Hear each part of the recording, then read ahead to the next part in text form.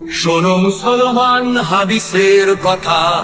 একদিন রাসূল সাল্লাল্লাহু আলাইহি ওয়াসাল্লাম বললেন, সবচেয়ে শক্তিশালী সেই মানুষ যে রাগের সময় নিজেকে দমন করতে পারে।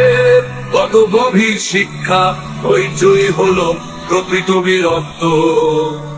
শোনো মুসলমান, হাদিসের কথা। রাসূল সাল্লাল্লাহু আলাইহি ওয়াসাল্লাম বলেছেন, হাসি মুখে সাক্ষাৎ করা এও সত্যতা। কত সহজে দান হলো আল্লাহর পথে, প্রতিটি হাসি হলো নেকির রত্ন ভান্ডারে। শোনো মুসলমান, হাদিসের কথা। রাসূল সাল্লাল্লাহু আলাইহি ওয়াসাল্লাম বলেছেন, সে আল্লাহর জন্য একদিন রোজা রাখে, আল্লাহ তার মুখকে জাহান্নামের আগুন থেকে দূরে রাখবেন।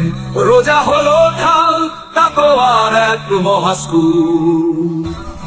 শোনো মুসলমান, হাদিসের কথা।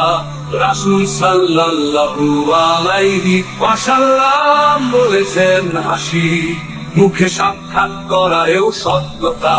রাসূল সাল্লাল্লাহু আলাইহি ওয়াসাল্লাম বলেছেন, হারা মানুষ সেই যে মানুষের উপকারে আসে।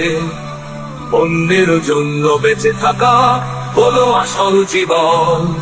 দয়ার সেবায় জ্বলবে ঈমানের আলো।